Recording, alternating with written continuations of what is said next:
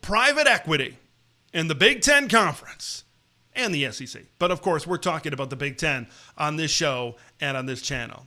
That was something that sometime last offseason was kind of brushed to the side a little bit. There were some Super League proposals, and Big Ten Commissioner Tony Petitti, SEC Commissioner Greg Sankey says, well, it's not going to work for this reason for us, or it's not going to work for that reason because of us. And they kind of distanced themselves from private equity. But the times they are a-changing, as Mr. Bob Dylan once wrote, because Sportico reported yesterday that private equity is very much on the table for the Big Ten. I want to read this statement. For those of you on video, you can see it on the screen. But for those of you on audio, I make sure I want to recite it for you. And then we'll kind of branch off of that with a couple of different things. Now that this is on the table, it's providing some new talking points. It's providing some new opportunities, certainly. Okay. Quote, to better support its 18-member institutions, the conference is evaluating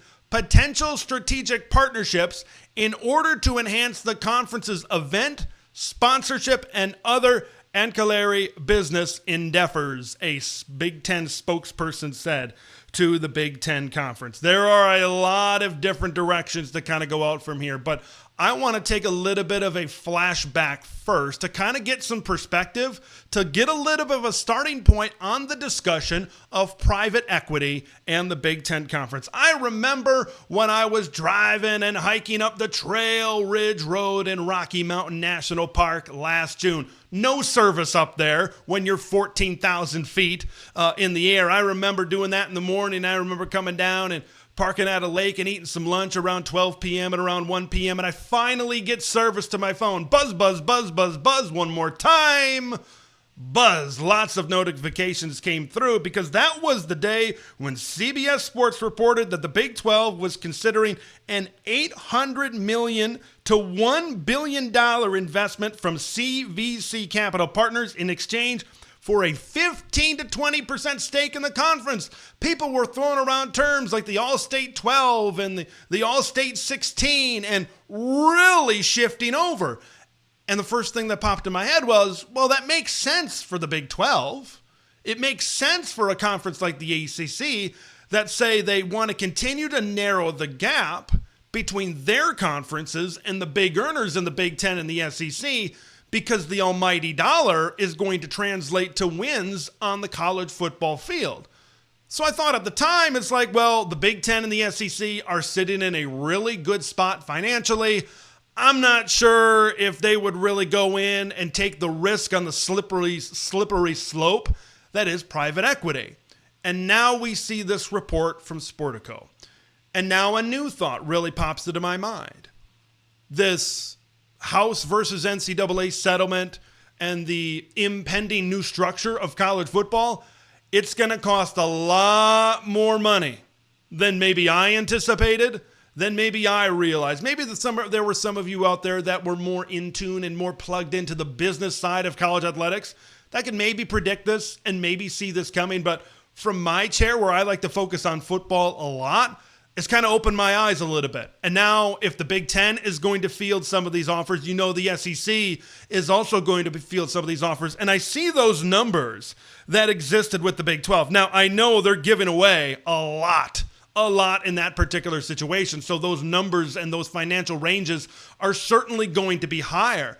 But it kind of gets you thinking, if that's what the Big 12 can get, what do you think the Big 10 can get? Now, of course, the Big Ten is a very smart conference. The SEC, also a very smart conference.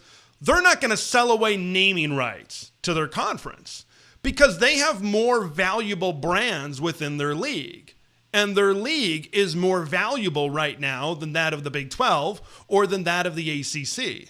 So they're going to try to find a happy medium. And I think if this is something, and it certainly looks that way, if this is something that the Big Ten wants to pursue, you need to find that happy medium. You need to find enough money where it is certainly worth doing something like this and is certainly going to give your member schools a financial boost.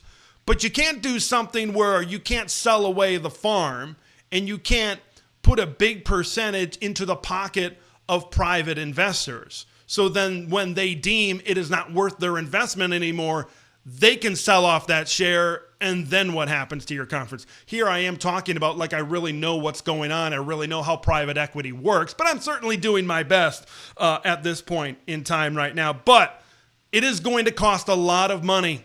There's been a figure of $20 million that has been thrown out there. I think that you talk about $20 million has been 20 to 25 as an athletic department as a whole. And then you look at Ohio State, Oregon, Texas, some of these teams spending 20, 25, close to $30 million on their rosters this season. There's going to be a lot of money that is going to need to be spent by some of these athletic departments. And I think the TV revenue, although the Big Ten is the richest conference in college football, when it comes to the media rights revenue coming in, there's going to need to be more. And maybe this is a little bit of a wake-up call for the rest of college athletics right now. I know there's been a lot of concern about corporatizing college athletics. And this is certainly a part of that. And this certainly continues to steer into what do college programs, what do football programs, what does the Big Ten have to do to generate as much as possible to retain as much in the current college athletics landscape as possible. Because I think it comes down to increasing revenues or cutting costs. College athletic programs do not want to cut programs. College athletic departments do not want to cut sports. They do not want to do that. And from my perspective, give me patches on jerseys, give me logos on fields over cutting sports 7 days out of the week.